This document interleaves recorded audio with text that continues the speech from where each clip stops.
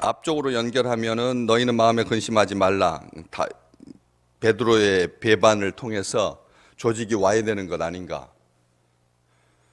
이러다가 원래 있던 자리로 돌아가는 거 아닌가 해서 걱정하고, 또 장차 조금 뒤에 예수 그리스도께서 십자가를 져야 되고 죽으셔야 되니까 주님의 죽음에 대해서 염려하고 근심하고.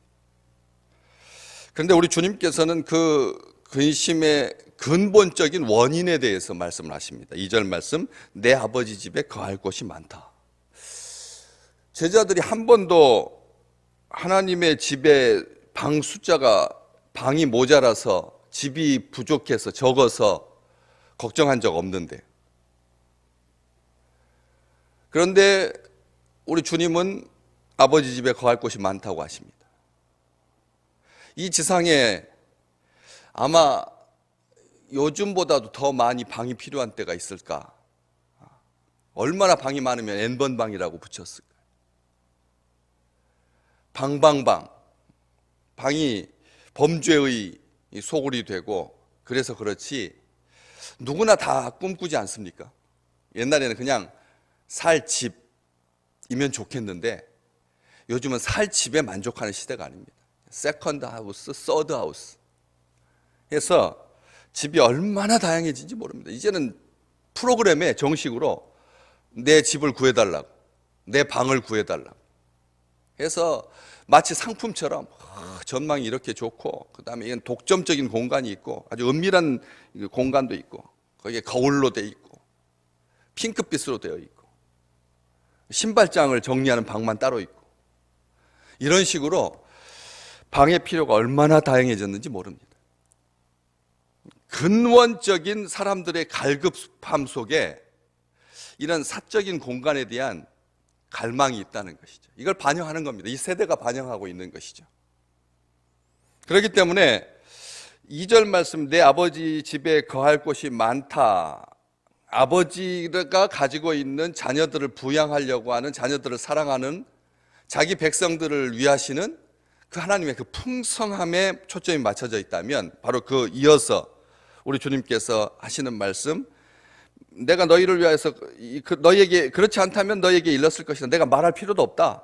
아버지라면 당연히 거할 것을 준비하시고, 그리고 그 거할 곳이 많다, 이렇게 되어 있고, 그 다음에 내가 너희를 위하여 거처를 예비하라고. 아버지와 아들의 준비 상황이 다른 거죠. 아버지는 거할 곳을 준비하시고, 아들은 거처라고 되어 있습니다. 거처, 그러니까 거할 곳이나 거처나 뭐 비슷할 것 같은데 성경에서는 이게 분명하게 나누어져 있습니다. 거처는 이 많은 영어 성경들이 뭐라고 번역하냐면 room, 방이라고 번역합니다. 또 심지어 어떤 성경책은 그 맨션이라고 그렇게 번역하는 곳도 있고요. 방입니다. 다시 말하면 굉장히 개별적이고 구체적이고 사적인 공간을 말하는 거죠. 가정, 집과 방은 같으면서도 포괄적이긴 하지만 같으면서도 다릅니다. 엄격히 다릅니다. 많은 사람들이 자기만의 방을 갖고 싶어 합니다. 그 자기만의 방은 그 사람의 취미와 취향을 반영합니다. 여러분, 방 한번 생각해 보십시오. 아내는, 부부는 그냥 같은 방으로 끝납니까? 요즘 그렇지 않습니다. 남편은 남편대로 독점적인 공간을 원합니다. 그래서 남성들의 로망은 뭐죠? 서재. 남성들의 로망은 뭐죠? 작업실. 있는 것처럼 아내들의 로망이 있습니다. 조용하게 은밀하게 음악을 들으면서 차를 마실 수 있는 공간. 가족과 분리된 자기만의 공간을 원한다는 거죠. 사람들의 삶이 풍요로워질수록, 더 성숙해 갈수록 그냥 섞여서 아이들과 함께 7남매 키우면서 5남매 키우면서 한 방에서 쭉 누워서 자던 시대가 이제는 다 지나갔습니다. 이제는 한 명 아니면 없는, 자녀들이 없는 가정들이 얼마나 많은데. 그렇기 때문에 방이라고 하는 이 방의 목적도 변했고 의미도 변했습니다. 방의 가치도 변했습니다. 그 방이라고 하는 것, 그래서 우리를 가장 온전히 아시는 우리 주님께서 우리만을 위한 방들, 내가 그러기 때문에 믿음의 백성들의 숫자가 얼마나 많습니까? 같은 믿음 생활하고 같은 교회를 다녀도 이렇게 다 다른데 우리 주님께서 우리를 위해서 예비해 두신 거처, 방들은 당연히 예비해야만 할 만큼 많은 것입니다. 그냥 아버지 하나님 우리 천국에 다 갑니다. 다 천국에 가죠. 그냥 광장에서 살아도 됩니다. 거기 뭐 온도가 영하로 내려가겠습니까? 온도가 여름처럼 38도를 폭염으로 열대야를 보내야 하겠습니까? 우리 몸에 가장 온전하게 맞는 최적화된 영원히 하나님과 함께 있어도 하나도 따분하지 아니하는, 지루하지 아니하는, 무지와 죄가 없는 그런 온전한 곳인데, 하나님께서 우리를 위해서 예비해 두신 하나님 나라, 죽어서 가는 뭐 이런 식으로 만약 제안한다면 얼마든지 하나님께서 천지를 창조하실 때 이미 예비해 두셨습니다. 우리는 그걸 압니다. 요한계시록에 나오는 신부가 신랑을 위하여 단장한 것 같더라. 아름답기 그지없는, 형용할 수 없는 아름다운, 우리 이 땅에서 제국이, 나라가, 민족이, 역사가 다 준비해도 마련하지 못할 만큼의 것을 도로 포장재로 쓰는, 미국이라고 하는 나라가 연방의 그 운명을 걸기 위해서 금괴만을 보관하는 그 장소가 있는데, 그거하고도 비교될 수 없는, 한 나라가 한 민족의 운명을 걸기 위해서 예비해 둔 거하고는 비교할 수도 없는 어마어마한 온전한, 영원한, 완전한 이런 것들을 하나님께서 우리를 위해서 예비해 두셨다고 분명히 말씀하십니다. 그렇기 때문에 우리는 걱정할 필요가 없습니다. 그런데 우리 주님께서 거처를 예비하러 가시는 거죠. 이 말 참 아름다운 말씀입니다. 내가 꿈꾸는 나만의 공간, 천국이니까 그냥 영혼들이니까 뭐 영이니까 뭐 사이즈가 한 침방울만 하겠지, 축소시켜서. 그래가지고 우리 교회만한 공간만 되면 뭐 여지껏 인류 가운데서 믿었던 모든 사람들이 다 들어가고도 남겠지 하는 콩나물 시루 같은, 자기 개별적인 생각과 관념과 가치와 의미는 하나도 없이 그냥 뭉뚱그려서 다 같이 천국에 가는 게 아니라는 말씀입니다. 뭐 형편, 여지껏 살았던 뭐 그 아무것도 가리지 아니하고 그냥 통합적으로 이렇게 한 무리지어 가는, 떼지어 가는, 그냥 하나님의 백성으로 만족하는 그런 공간이 아니라는 것입니다. 다 꿈이 있습니다. 다 소망이 있습니다. 아무리 하나님 나라여도 우리 주님과 나만이 있는 공간, 주님과 나만의 공간. 그렇잖아요. 엄마와 나와의 관계, 아빠와 나와의 관계, 그렇게 있는 것처럼 친밀하고 그리고 분명한 구체적인 그런 방들이 우리를 위해서 우리 주님께서 예비하신다는 것입니다. 그래서 영적으로는 의미가 많습니다. 주님께서 내가 가서 너희를 위하여 거처를 예비하겠다라고 하는 말이 뭐 우리의 뭐 여러 가지 학자들도 많고 다 생각이 다릅니다. 하나도 일치하지 않습니다. 거처라고 하는 게 도대체 뭔 거처냐 해서 생각도 다 다르지만 분명합니다.